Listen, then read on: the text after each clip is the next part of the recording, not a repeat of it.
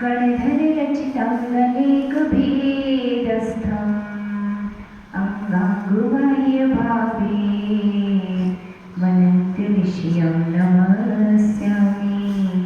नमो वृषभसेनाधिगौतमान्ते गणेशिने मूलोत्तरगुणाढ्याये सर्वस्मै मुने नमः। सर्वस्मै मुने नमः। सर्वस्मै मुने नमः। तिन्ने भुवन में सार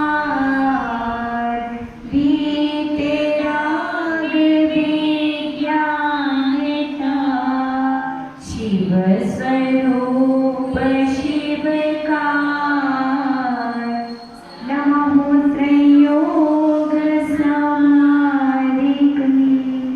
जी बोलिए अनंत परम सिद्ध भगवान की जय। देवादिदेव एक खजराची चिंतामणी पारसनाथ भगवान की, एक खजराची आदिनाथ भगवान की, परम पूज्य सरिता सत्यगणाचार्य गुरुवर्गला सागरजी महाराज की, परम पूज्य आचार्य श्री एक स्वामी श्री विभव सागरजी महाराज की, परम पूज्य मुनि श्री एक स्वामी अध्ययन सागरजी महाराज की, अहिंसा मय जैन धर्म की, द्वादशांगी जिनवाणी माता की, परम पूज्य श्री माता जी की जय। छेड़ाला ग्रंथ जिसकी पहली ढाल की 9 चौपाइयों को हम देख चुके हैं, जहाँ आचार्य भगवत ने क्या कहा था, बद बंधन आदिक दुख घने कोटि जीवते जात नमने अति संक्लेश भावते मयो घोर शुभ्र सागर में। यदि संक्लेशता से इस जीव का मरण होता तो वो कहाँ जाता है, नरक में ही उसका जन्म होता है। और अगली कारिका में बतला रहे हैं कि नरक की भूमि में कितने दुख हैं। तहाँ भूमि पर सत्य दुख सो बिच्छू सहस डसे नहीं तिसो तहाँ रात शोक नित्य वाहिनी कलिकुल कलित देहदारिणी। संक्लेशित परिणाम से मरण करके तो पहुंचा कहाँ, नरक। और नरक पहुंचने के बाद तहाँ भूमि पर सत्य दुख इसो, उस नरक की भूमि का स्पर्श करते ही कितना दुख होता है जीव को। बिच्छू सहस्र डसे नहीं इसो, 1000 बिच्छुओं ने एक साथ डस लिया हो, इतना दुख होता है किसको, नरक की भूमि में जो भी जीव पहुंचता है उस नारकी को। इतना दुख किसको होता है, नारकी को। बहुत सुंदर बात कही है कि वहां की भूमि कैसी होती है, कैसी होती है, जहरीली होती है। क्षेत्र का भी अपना अपना प्रभाव होता है। एक बार की एक घटना है, श्री रामचंद्र जी, लक्ष्मण जी और सीता जी, इनको जब देश से 14 वर्ष का वनवास हो गया, तो 14 वर्ष के वनवास में नगर नगर और डगर डगर पहुंचते थे। एक बार राम लक्ष्मण और सीता तीनों एक ऐसे स्थान पर ठहरे जहां पहुंचते ही लक्ष्मण जी का क्रोध उबलने लग गया और श्री रामचंद्र जी पर क्या हो गए, वो बरसने लग गए। अब सीता जी मन में सोचे कि हमारे भ्राता की तो श्री रामचंद्र के प्रति कितनी अगाध भक्ति है कि वे हर पल ही उनकी सेवा में उपस्थित रहते। और आज इनको क्या हो गया कि श्री रामचंद्र जी को क्या कर रहे हैं, कितने अपशब्द कहे जा रहे हैं। और सीता जी को भी थोड़ा बुरा लगता है। वो कहाँ पहुंचती हैं, श्री रामचंद्र जी के पास पहुंचती हैं और क्या कहती हैं कि नाथ, ये लक्ष्मण भ्राता को क्या हो गया है। तो श्री रामचंद्र जी क्या कहते हैं कि सीता, यह इस क्षेत्र की भूमि का प्रभाव है। उन्होंने लक्ष्मण को अपने पास बुलाया, किसने, श्री रामचंद्र जी ने। और लक्ष्मण जी का रूप भी बदल गया। लक्ष्मण जी ने कहा कि भैया मुझे क्षमा करना, पता नहीं मुझे क्या हो गया था और मैंने क्रोध में आकर आपसे क्या क्या कह दिया। आप श्री रामचंद्र जी सीता जी से कहते हैं कि सीते जाओ, जहाँ पर लक्ष्मण पहले खड़ा था वहाँ की कुछ भूमि खोद करके, उस वहाँ की मिट्टी खोद करके यहाँ लाओ। सीता जी जब मिट्टी खोद कर लाई, बोले इस स्थान पर रख दीजिए जहाँ पर लक्ष्मण जी खड़े हुए थे। और वापस लक्ष्मण जी को क्या होने लग गया? क्रोध। तो किसका प्रभाव बतलाया उन्होंने? उस भूमि का प्रभाव। तो अलग अलग क्षेत्र का प्रभाव कैसा होता है? पृथक पृथक होता है। आपने भूत बंगले देखे होंगे, है ना? भूत बंगले में जब प्रवेश करो तो कैसा लगता है? किसी कोई बंगला बहुत दिनों से खाली हो तो लोग डरते वहां जाने से, अथवा किसी किले वगैरह में किसी की मौत हो गई हो, किसी का मर्डर हो गया हो, तो उस स्थान पर जाने से सब लोग क्या करते हैं? घबराते हैं, डरते हैं। क्यों डरते हैं? कि वहां पर भूत होगा। तो आपके परिणामों में वहां जाने से क्या उत्पन्न हो रहा है? भय। जो भय उत्पन्न हो रहा है वह वहां की भूमि का क्या है? प्रभाव है। जहां पर रणांगण रणभूमि हो, युद्ध हुए हो, मार काट हुई हो, ऐसे स्थान पर पहुंच जाए तो जीव को क्रोध उत्पन्न होगा, है ना? आकुलता व्याकुलता का अनुभव होगा। तो ये किसका प्रभाव है? उस क्षेत्र का प्रभाव है। और यदि आप जिनालय में जाएं, सिद्ध भूमि पर जाएं, तो फिर आपके परिणाम होते कि मैं इसको मारूं, इससे झगड़ूं। कैसी मन में क्या छा जाती है? शांति, आनंद में पूजा करूं, अभिषेक करूं। आज हमने इतनी पूजा कर ली, आज हमने इतनी माला फेर ली, और फिर सिद्ध भूमि का तो कहना ही क्या है? यहाँ का तो कण कण क्या है? पावन है। जहाँ से कितने मुनिराज पहुंच गए हैं? 5.5 करोड़ मुनिराजों को किसकी प्राप्ति हुई है? मोक्ष की प्राप्ति हुई है। 16,000 आर्यिका मंदोदरी आदि 16,000 आर्यिकाओं ने क्या किया? यहाँ पर दीक्षा लेकर के तपस्या की है। तो उनकी तपस्या स्थली भी है। तो कहने का तात्पर्य यह है कि जैसा क्षेत्र होता है वैसे इस जीव के परिणाम होते हैं। और पंडित जी कह रहे हैं कि नरक की भूमि तो कितनी खतरनाक है कि अगर नरक की भूमि का एक कण, कितना, जैसे अपने यहाँ की मिट्टी या धूलि का एक कण, ऐसी नरक की भूमि का एक कण अगर यहाँ आ जाए तो योजनों तक के जीव क्षण भर में क्या हो जाएंगे? मृत्यु को प्राप्त हो जाएंगे, है ना? तो ऐसा किसका प्रभाव है? उस नरक की भूमि का प्रभाव है। और आचार्य कहते हैं कि जो 14 राज उतंग नव लोक पुरुष संठान, 14 राज उतंग यह जो लोक है उसमें से 7 राजू नीचे वाला क्षेत्र, उसमें कितने नरक पाए जाते हैं? 7 नरक भूमियां हैं। और उस नरक की भूमि में जैसे ही कोई जीव संक्लेशित परिणामों से मरण करता है तो उसका जन्म क्या कहाँ होना होता है? नरक में। तो नरक में सिंह, व्याघ्र आदि के आकार के जन्म स्थान बने होते हैं, जहाँ से उस नारकी का क्या होता है? जन्म होता है। उसके मुख में से वह उल्टा गिरता है। कैसा गिरता है? नरक में उल्टा गिरता है। और जब उल्टा गिरता है तो कितने बार उछलता है? जैसे कि अग्नि पे आपको अंगारों पे पैर रखना हो तो क्या आप इजीली चल पाएंगे? नहीं, ऐसे उछलते कूदते। जब गर्मी का मौसम होता है ना, 1-1 किलोमीटर दूर चौके लगते हैं और चौके में जाना पड़ता है। जेठ का महीना हो तो फिर क्या होता है? महाराज तो फिर भी आराम से एक पग रख लेते हैं। और जो लोग आहार के वक्त छोड़ने जाते हैं वो बंदर की तरह उछलते हुए जाते हैं, एक पाँव यहाँ एक पाँव वहाँ, और कहाँ पहुँचते? बड़े मुश्किल से छोड़ने जा पाते हैं, है ना? तो वो भूमि इतनी गर्म हो गई, इतनी गर्म हो गई कि पग ही नहीं रखा जाता। तो नरक की भूमि कैसी होती है? इतनी जहरीली, इतनी विषैली के पग रखते ही कैसा लगता है? क्योंकि आपको पहले तो नरक में था नहीं, किसी और पर्याय से आया है, तो उसको वो असहनीय वेदना होती, सहन नहीं होती। तो जैसे ही वहां पे पहुंचा, टिप टिप टिप, जैसे एक बॉल होती है ना, उसको आप जमीन पे मारो तो ऊपर जाएगी नीचे जाएगी, ऊपर जाएगी नीचे, ऐसी होती है ना, ऐसे वह नारकी अनेकों बार उछलता है ना। और इतने बार उछलने के बाद जैसे जैसे भूमि पे पांव पड़े तो ऐसा लगता है जैसे 1000 भिक्षुओं ने एक साथ क्या किया हो, डस लिया हो। ऐसा दुख कहाँ पर है, उस नरकों में है। तो ऐसे नरकों में जाना क्या अच्छा है क्या? आज अपने पूरे विश्व में एक बीमारी फैली है, कौन सी फैली है? कोविड-19 एक कोरोना वायरस है।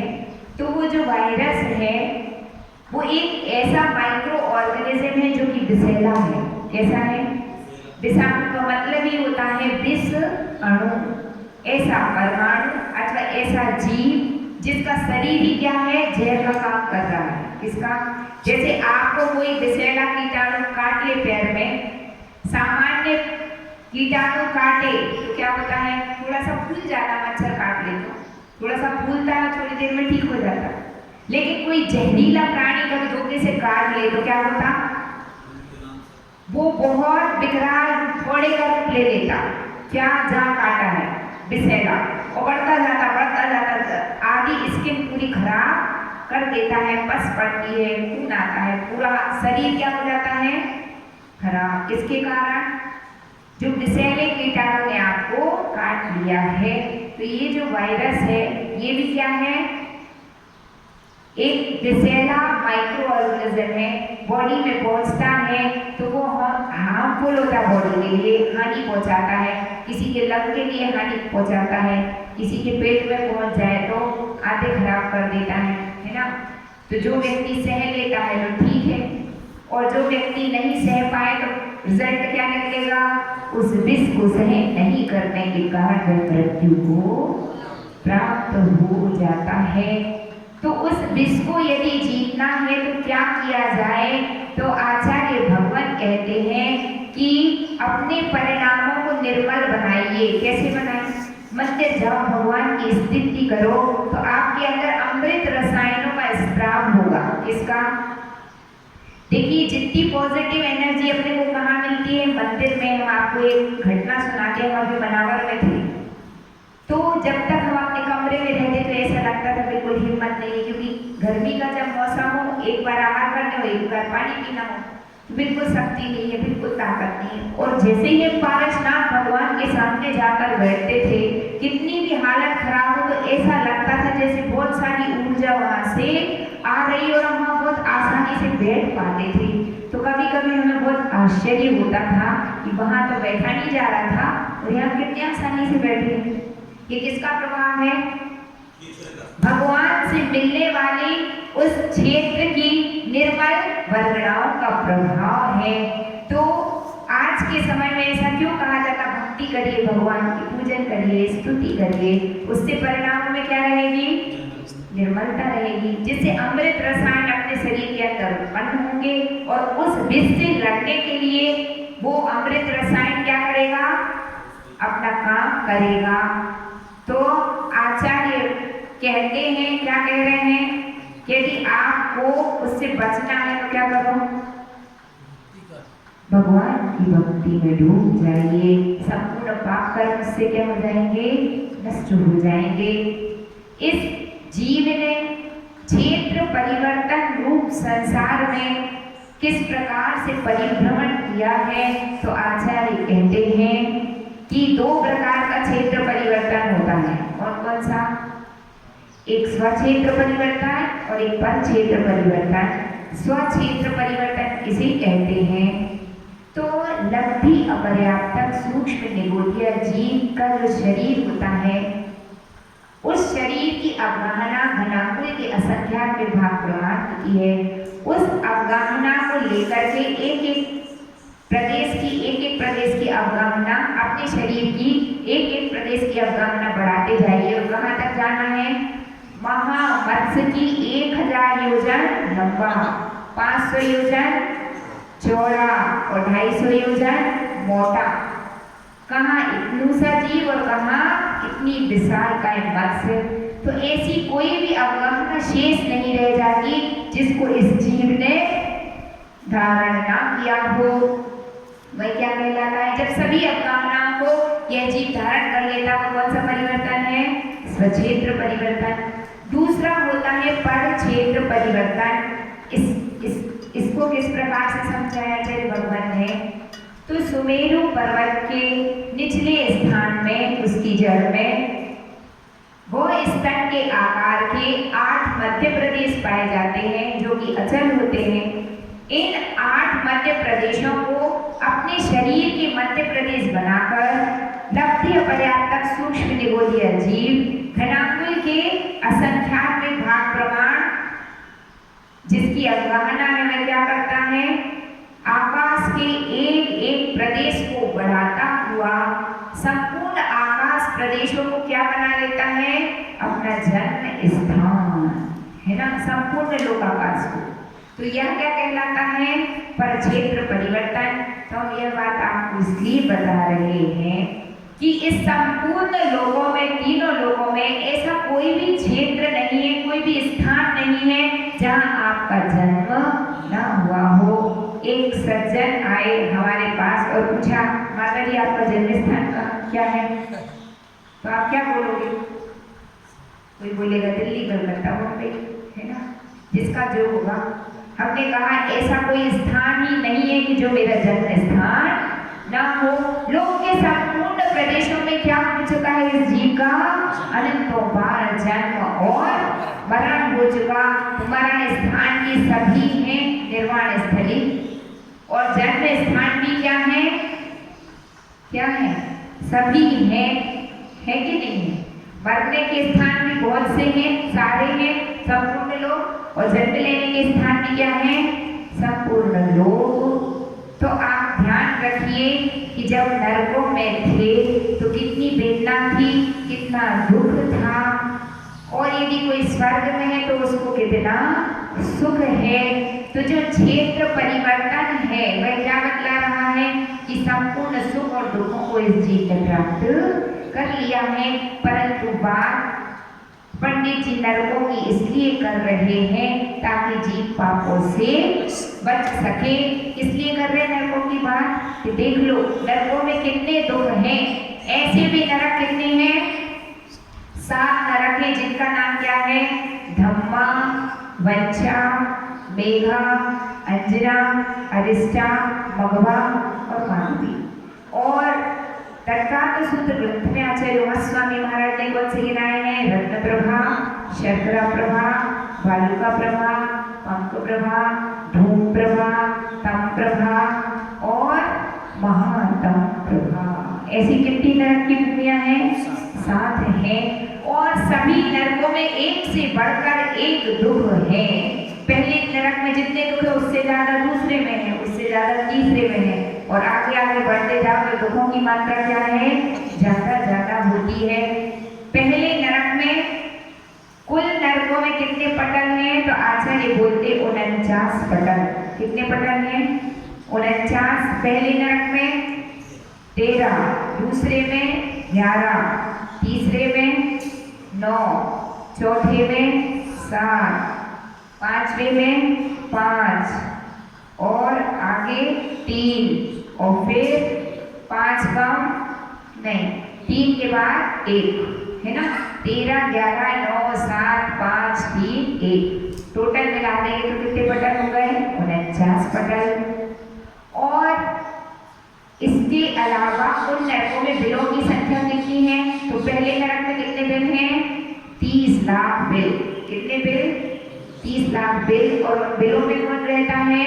नारकी जी। दूसरे में 15 लाख बिल, तीसरे में 10 लाख, हाँ पहले में 30 लाख, दूसरे में 25 लाख, फिर 15 लाख, 10 लाख, 10 लाख के बाद 5 कम 1 लाख और फिर 3 लाख हो गया। 5 के 7, 10 के बाद 3 लाख, 3 लाख के बाद 5 कम 1 लाख और फिर 7वें नरक में 5 नरक बिल होते हैं, है ना। तो इसका तात्पर्य यह है कि इतनी बड़ी भूमि है और नारकियों की संख्या भी क्या है? 1, 2, 3, 4 नहीं है। नारकियों की संख्या कितनी है? असंख्याते नारकी होते हैं। तो पंडित जी साहब कह रहे हैं उस नरक की भूमि में जैसे ही पग रखा तो ऐसा लगा जैसे एक खच्चर बिच्छुओं ने डस लिया हो। और क्या क्या विशेषता है इस नरक की, तो आगे कहते हैं ताहरात शोणित वाहिनी क्रमिकुल कलित देहदाहिनी। वहां पर जो नदी पाई जाती है, नदियां कैसी होती हैं? दूध की धारा, क्षीर सागर की नदी है ना, अमृत वाली, ऐसी नदियां कोई है क्या? नहीं। तो कैसी नदी है? क्रमिकुल कलित देहदाहिनी ताहरात शोणित वाहिनी। कैसी नदियां हैं? खून और पीप से भरी हुई नदियां हैं। और कैसी हैं? क्रमिकुल कलित, कीड़ों से, बहुत सारे कीड़ों से क्या है? छोटे छोटे क्षुद्र कीड़ों से भरी हुई है। अब वो नदियां वहां कहां से आती है, यह प्रश्न है। तो आचार्यों ने ऐसा कहा है कि नदी कहीं से आती नहीं है। जो नारकी जीव रहते हैं उनके शरीर की क्या होती है? विक्रिया होती है। अपने शरीर की विक्रिया के माध्यम से नारकी ही क्या बन जाता है? नदी बन जाता है। देखिए इतना स्वागत होता है नरकों में, आपको क्या होता है? जैसे ही कोई नया जीव एंट्री करता है कहाँ? नरक में, तो जो अन्य नारकी रहते हैं उनको पता चल जाता है कि कोई आने वाला है, तो पहले ही अपनी तलवार ले लेके तैयार हो जाते। जैसे ही आएगा तो इसको खूब कूटना है ना। नहीं तो कह रहे देखो जब कोई अपने यहाँ प्रवेश करता है तो उसको स्वागत सम्मान करते नहीं, तो वो भी करते, बस उनका स्टाइल थोड़ा अलग है और आपका अलग है ना। स्टाइल थोड़ा डिफरेंट है, पर स्वागत तो सबका सब दूर होता है ना।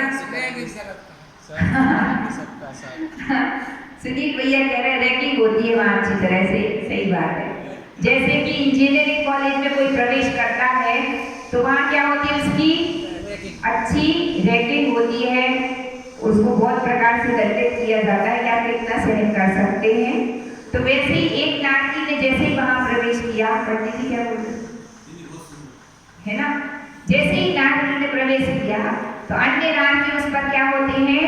टूट पड़ते। एक तो भूमि के कष्ट सहन नहीं हो रहे है ना, एक 1000 बिच्छू काट रहा वैसे ही ऐसा लग रहा है ना, और ऊपर से तुम लड़ने आ गए। देखो एक तो अपन अपनी आर्थिक परिस्थिति से परेशान हो, मान लो कोई व्यक्ति स्वास्थ्य भी खराब है और ऊपर से कोई बाहर से लड़ने आ जाए, हाँ कुछ भी हो जाए, कोरोना तो अस्वस्थता हो गई और ऊपर से कोई किसी बात पे लड़ने आ जाए, तो फिर सोने पे क्या है? कहने ही है। अब तो दुर्दशा क्या होनी है? तो भगवान ही क्या है? उसके मालिक हैं। अब अपन क्या कह सकते हैं? तो ऐसे ही वो नारकी जैसे ही नरक में क्या करता? एंट्री करता। उसको क्या मालूम कि अब कहाँ जा रहे है ना। तो पहले तो भूमि में इतना कष्ट मिल गया और ऊपर से ये मारने आ गए। वो चीखता है, चिल्लाता है और सब नारकी अच्छी धुनाई करते उसकी, इसकी जो आया है नया नारकी, कुट पिट के बेचारा कैसा हो जाता? परेशान हो जाता है। और आप एक नारकी ने क्या किया? एक नदी का रूप बना लिया। भीषण गर्मी लग रही थी, सोचा मैं नदी दिख रही है तो मैं क्या करूंगा? अपनी वहां जाकर प्यास बुझा लूंगा। और पानी पीने के लिए जैसी नदी के पास गया, नदी कैसी है? पंडित जी कह रहे खून पीप से भरी हुई नदी और कीड़े पतीलों से भरी हुई नदी, और वे सब कीड़े काट रहे हैं। पानी तो गया था शांति और मिल गई क्या? अशांति। तो आप ध्यान रखिए कि नरकों में शांति पाना चाहो तो एक क्षण के लिए भी शांति है क्या? आयु कितनी होती है? पहले नरक की जगत आयु 10,000 वर्ष और उत्कृष्ट आयु 1 सागर। बढ़ाते जाओ 3 सागर, 10 सागर, 15 सागर, ऐसे बढ़ाते जाओ तो कितनी हो जाएगी? 7वें नरक की 33 सागर। आप इतनी लंबी आयु और इतने कष्ट, एक एक क्षण तो कैसे बीत रहा है? दुख के क्षण कैसे बीतते हैं? दुख के दिन कैसे बीतते? बड़ी मुश्किल से। ऐसा लगता है एक दिन क्या 1 महीना हो गया, 1 साल अगर दुख के दिन हो। और सुख के दिन कैसे बीतते? 2 महीना कैसे हो गए, 4 महीना कैसे, चतुर्मास कैसे हो गए, पता ही नहीं चला है ना, क्योंकि सुख के दिन थे ना, धर्म ध्यान के दिन थे, तो कैसे निकल गए पता ही नहीं चला। और यदि कोई कर्जा लेने आ जाए, है ना, और अपने पास पैसे नहीं है देने को, उसने अगर नहीं दिया तो हंटर मारूंगा, तो फिर एक एक दिन कैसा लगता है, पहाड़ की तरह लगता है, दुखदाई लगता है, लगता कि नहीं लगता। तो नरकों में तो कितने सारे दुख हैं जिनका इस जिह्वा से वर्णन करना भी संभव नहीं है। तो हम आपको आयु बता रहे थे कि जो सागर रहता है वो कितना बड़ा होता है, 1000 योजन लंबा, 1000 योजन गहरा गड्ढा बना। अब 1000 योजन क्या होता, बहुत बड़ा होता है। और उस गड्ढे में उत्तम भूमि के, तुरंत के जन्मे हुए बेड़े के छोटे छोटे बाल, जिनका दूसरा टुकड़ा ना हो सके, उतने सूक्ष्म बालों से उस गड्ढे को कैसा भरना है, चक्रवर्ती की सेना से ठसवा ठसवा के भरना, ठीक है। अब वो 1000 योजन का जो गड्ढा है वो कितने समय में भरेगा, वो 1000 योजन गहरा भी है, तो कैसे भरेगा, बहुत कठिन काम, बड़ी मुश्किल बात है ना। और जब भर जाए पूरा तो फिर क्या करना है, एक एक बाल निकाल के उतने ही लंबे चौड़े गड्ढे में कितने वर्षों के बाद डालना है, 100 वर्षों के बाद। अब कल्पना कर लो कि कितने 100 वर्ष हो गए, कोई गिनती नहीं है ना। जब तक ये गड्ढा पूरा खाली ना हो जाए और वो गड्ढा पूरा भर ना जाए, जब वो गड्ढा पूरा भर जाएगा तो वह क्या कहलाता है, एक उद्धार बल्य। उद्धार बल्य से असंख्यात गुणा क्या होता है, अद्धा बल्य। और अद्धा बल्यों से भी 10 कोड़ा कोड़ी अद्धा बल्यों का क्या होता है, एक सागर होता है। आप सोच लो कि सागर की महिमा कितनी है कि नहीं, सागर की महिमा है इतना खतरनाक सागर होता है। और एक तो सागर नहीं, कितने सागर की पृष्ठ आयु, 33 सागर। और वे सुख के साथ नहीं रवि, किसके साथ व्यतीत होने हैं, दुख के साथ, कष्टों के साथ। एक एक मिनट जरा सा शरीर में वेदना हो, कष्ट हो तो कैसा लगता है कि भगवान शरीर की वेदना दूर हो जाती तो मैं अपने सब काम कर पाता, है ना, जब वेदना हो रही हो। और जो व्यक्ति हमेशा ही अस्वस्थ बने रहते हैं उनको क्या लगता कि भगवान मैं कब स्वस्थ होऊंगा, मैं भी इन सब स्वस्थ मनुष्यों की तरह क्या करूंगा, सब काम करूंगा, उनको पीऊंगा, है ना। कोई व्यक्ति को लगवा लग जाए और 10 साल से पलक पे पड़ा है तो दूसरों को देख करके उसको कैसा लगता कि भगवान कब वो दिन आए जब इनकी तरह हाथ पांव में भी चला सकूं, है ना। और जब हाथ पांव चल रहे तो आदमी दुखी है, इसके लिए मेरे पास तो ये नहीं है, वो नहीं है, वो नहीं है ना, मैं तो सबसे दुखी प्राणी हूँ। तुम्हारे पास दोनों हाथ हैं, दोनों पांव हैं, आंखें अच्छी दिखाई दे रहा है, कानों से सुनाई दे रहा है, खा पी पा रहे हैं, सब कुछ कर पा रहे, फिर भी इंसान अपने आप को क्या समझ रहा है, अभागा समझ रहा, उससे पूरा प्राणी इस संसार में कोई दूसरा नहीं है ना। आप अपनी पुरुषार्थ से चाहें तो क्या नहीं कर सकते, सब कुछ कर सकते हैं। और कुछ भी नहीं कर सकते, मान लो कि कर्म प्रतिकूल है, जो भी करने जाओ उस काम में घाटा लग रहा है, नुकसान ही नुकसान हो रहा है, तो क्या करें, तो भी आप कुछ तो कर सकते। क्या कर सकते, भगवान की स्तुति कर सकते हैं, भगवान का गुणगान कर सकते हैं, उनका नाम मंत्र का जाप कर सकते हैं। तो ऐसा करने से क्या होगा माता जी, ऐसा करने से जो तुम्हारे पाप कर्म है वो क्या हो जाएंगे, हल्के हो जाएंगे। जिस पाप कर्म के उदय से प्रतिकूलताएं आ रही हैं, तो जिनेंद्र देव का नाम लेने से क्या होता है, हाँ, भगवान का नाम लेने से पाप कर्म किस में बदल जाता है, पुण्य कर्म में। असाता किस में बदल जाती है, साता में बदल जाती है ना। तो क्या करना चाहिए, आपके पास पूरी अनुकूलता है, भगवान की भक्ति में समय लगा दीजिए, क्योंकि जब तक समय प्रतिकूल रहता है तो जीव कितने भी हाथ पैर चला ले कुछ होने वाला तो है नहीं। तो अब करें क्या, समय डालिए, जितने समय का आपने कर्म बांधा है उदय में तो आना है, अब उदय में आना तो करें क्या, कुछ नहीं, समय निकालना है। समय नहीं निकालोगे तो साक्षात तीर्थंकर भी आ जाए तो वो आपको उपकार करने में समर्थ नहीं है, क्योंकि कर्म तुमने बांधा है, बंधने के कर दूं तो कर नहीं पाएंगे। कोई चाहे आपका उपकार कर दूं, जब पाप कर्म का उदय आता है तो हाथ में आया हुआ सोना भी क्या बन जाती है? मिट्टी बन जाती है। कोई मदद भी करेगा तो फलीभूत नहीं होगी। तो सर्वश्रेष्ठ कार्य क्या है? उस प्रतिकूल अवस्था में भगवान का नाम लीजिए तो समय भी निकल जाएगा और कर्म भी निकल जाएंगे, और एक न एक दिन ऐसा आएगा कि जीवन में अनुकूलता आ जाएगी। तो सभी दिन जीवन के एक समान होते क्या? नहीं होते। आज दुख आया है तो कल क्या आएगा? सुख। ऐसा विश्वास अपनी आत्मा में होना चाहिए। और सबसे बड़ा सुखी होने का मंत्र क्या है? संतोषी सदा सुखी, है ना। जो मिला है, जितना मिला है, जैसा मिला है, हम उसी में क्या है? आनंदित हैं। क्यों आनंदित हैं? क्यों? भगवान के दर्शन करने तो जा पाते हैं, अभिषेक कर पाते, पूजन भी कर पाते, अपना काम भी कर लेते। जरूरी थोड़ी है कि कार में बैठनी जरूरी है पंडित जी, है ना। कार में बैठो तो क्या होता? पेट्रोल की बात आती, उल्टी और होती, है ना, है ना। आपको कार किस काम की? इससे अच्छा तो अपने दोनों पाँव की कार अच्छी है। हाँ, 11 नंबर की गाड़ी सबसे बेस्ट, है ना, है ना। उसमें ना पेट्रोल की बदबू आनी है, ना चलने में प्रॉब्लम होनी, प्राकृतिक हवा लगनी, तो आनंद ही आनंद है। तो यदि कोई चीज नहीं मिली तो उसको पाने की क्या उल्टा करना? जाहि विधि राखे राम, ताहि विधि रखिए, है ना। परमात्मा हमें जिस अवस्था में रख रहा है, हम तो उसी में खुश हैं और आनंदित, हम कुछ नहीं चाहिए। जिस समय प्रभु की इच्छा होगी तो मुझे सब कुछ मिलेगा। प्रभु की इच्छा का मतलब क्या है? भगवान आपके लिए कोई महल बना के नहीं देंगे, लेकिन कभी तो पुण्य कर्म का उदय आएगा। जब आएगा तो सारी अनुकूलताएं अपने आप मिल जाएंगी। और आपने जो निराकुलता से अपना समय बिताया है, अशुभाश्रव तो हुआ ही नहीं। क्या हुआ है? शुभाश्रव हुआ है तो उदय कौन सा आएगा? पुण्य आएगा।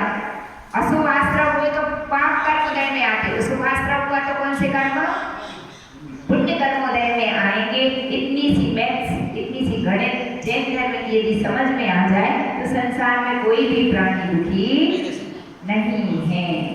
ना कोई छोटा है, ना कोई बड़ा है, ना कोई मूर्ख है, ना कोई विद्वान है ना। आप कहो कि मैं विद्वान हूँ, मैं बड़ा हूँ, है ना।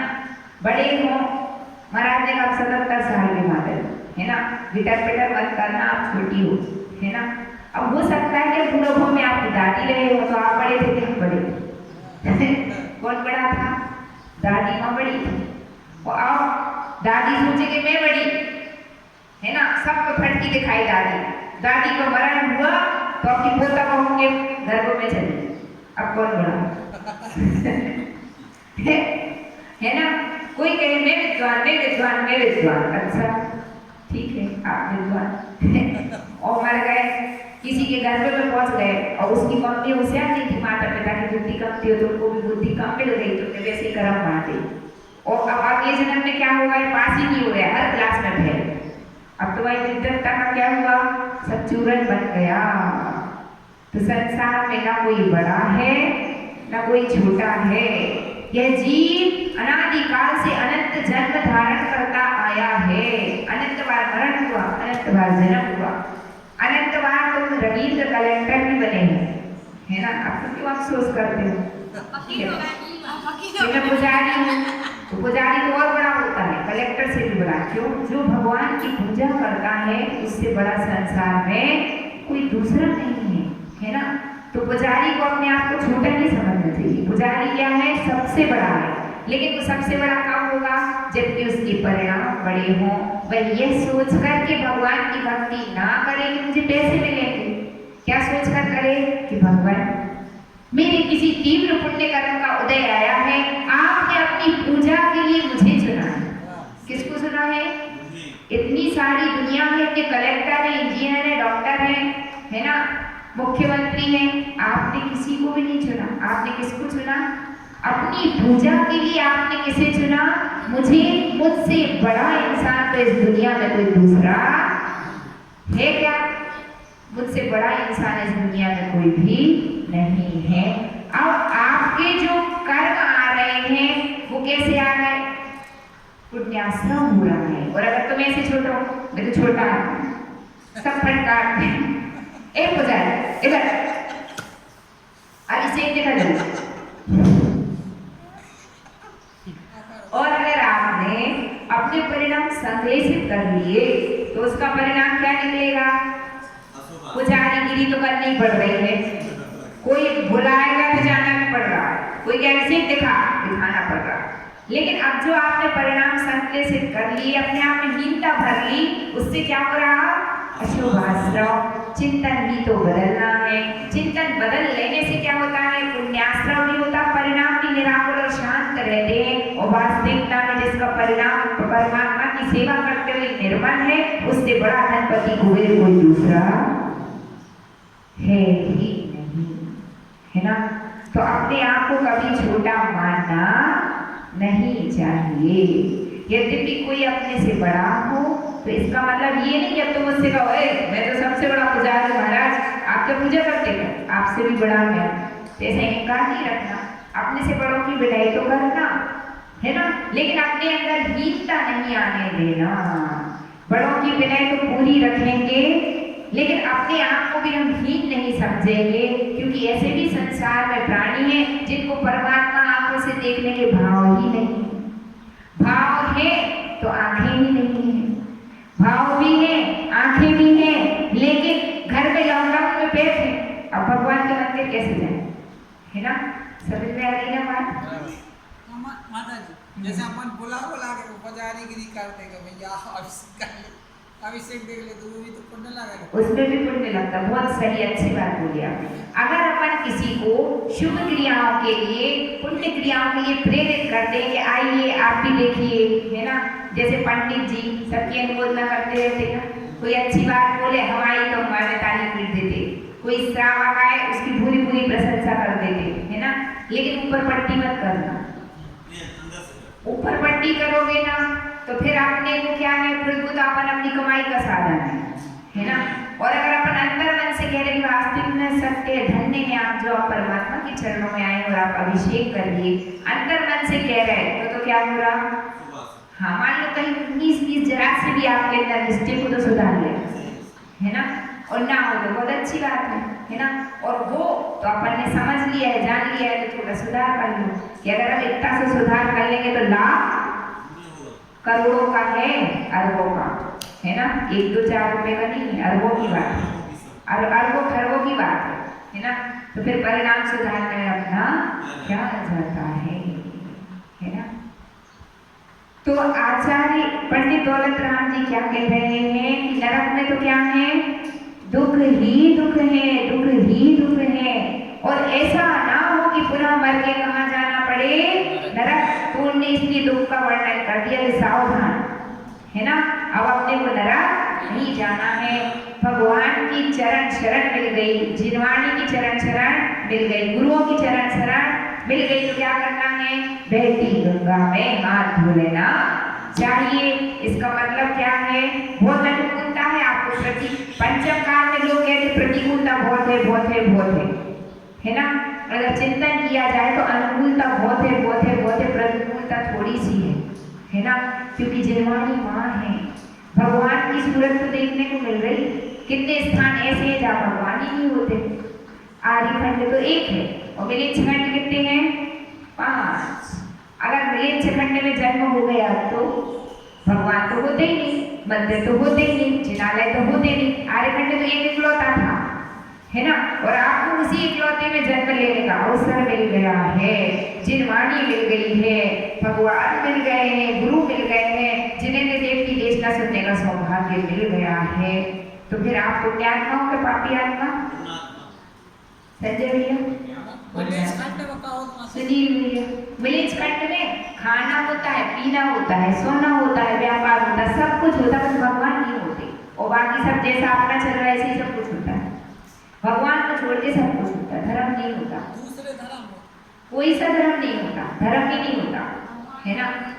न दूसरा होता न तीसरा होता, धर्म ही नहीं होता। धर्म नहीं जानते वो लोग क्या होता। कर्म तो सब जानते हैं, कि मीठा कैसा लगता है, रसगुल्ला कैसी लगती है, चटनी और जलेबी कैसी लगती है, वो तो सब पता है ना। लेकिन क्या नहीं पता, धर्म नहीं पता। और वहां जन्म ले लिया होता कुछ नहीं भैया, आत्मा के कल्याण के कोई अवसर नहीं थे। कर्मों की निर्जरा के लिए अवसर भगवान ही है, इनके चरण, वो नहीं मिले तो क्या हो।